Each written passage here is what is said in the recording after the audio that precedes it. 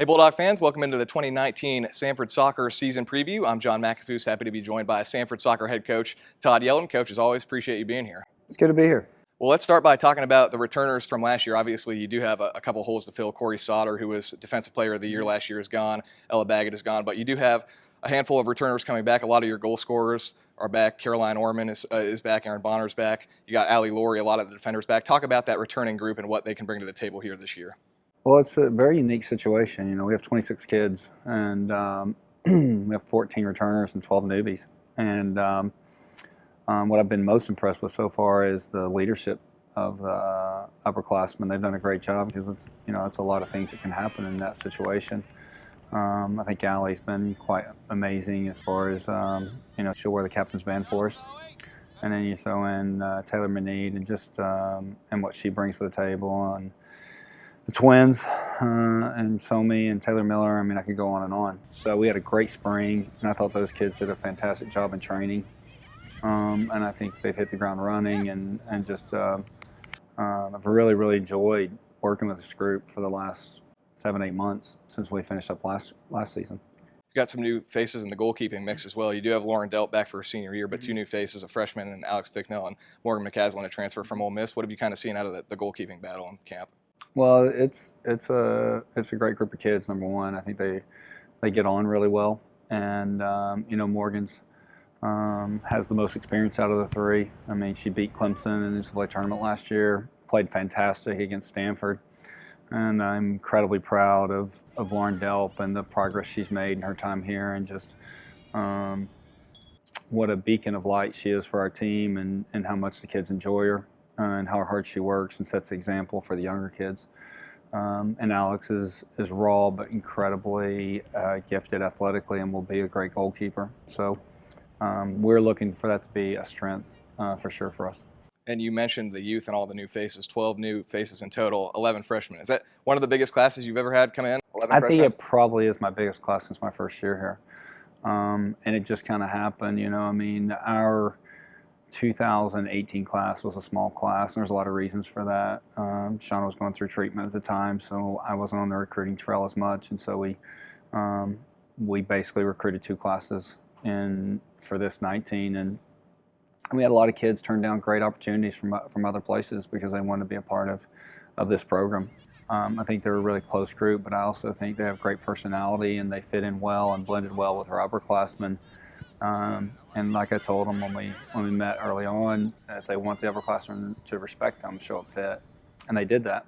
And I think they have a chance to put their stamp on the program and help us continue to win championships. Who are some of the freshman girls that maybe we should be on the lookout for to maybe make an early impact this season? Well, when we scrimmaged Ole Miss, we started 4. We started Kylie, we started Mary, we started Taylor, we started Nikki, but every one of them played.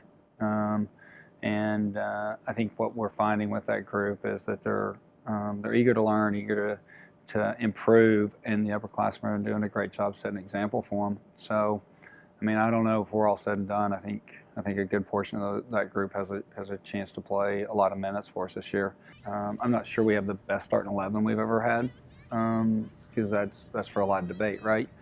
But I would say if you're looking from 1 to 18, which is the normal number that we'll play on a weekend, all right, it is the best group of 18 we've ever had. So they're a gifted bunch for sure.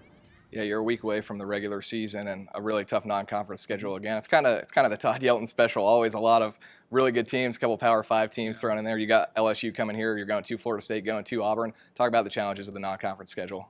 Well, I mean, I think if you look across the board in the SoCon, if I'm not mistaken, last year I think maybe the whole league might have played 4 or 5 teams that were Power 5, and I think we maybe played 5 alone. Kids come here so they get that opportunity. They want to be a part of it. They want to play on the big stage, and there's none bigger than playing in Tallahassee. I mean, I think Mark's lost there maybe like a handful of times in 10 years, so that won't be easy. And then what Karen's done down the Plains is impressive, and you add that to the fact that you play LSU, who won the SEC tournament last year. I mean, none of that's easy. And then if you look at the names that maybe don't get as much name recognition, and you look where they finished in their league and how competitive they are, I mean, there's not really an easy game on there. And looking at the rest of the teams in the Southern Conference, you guys have won 5 straight regular season titles, haven't lost a regular season game in over 2 years in the SoCon. In the last 4 years, 32 wins, 2 draws, 2 losses. It puts a target on your back. What do you expect from the rest of the league? Well, I guess it's better to be in that spot, than want to be everybody's senior day game.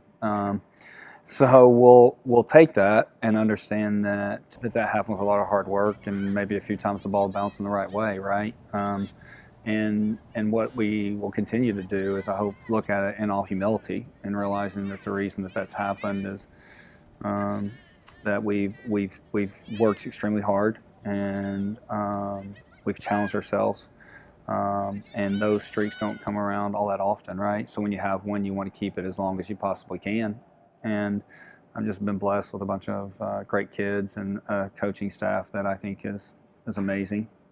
And so we'll get ready for the SoCon. But the thing about the SoCon is that it's a difficult league, and I think it'll be as difficult this year, if not more so. I think what you're finding is the bottom is coming closer to the top, right? And the top has just gotten better. And I think the league respects us and shows us that respect by giving us their best effort.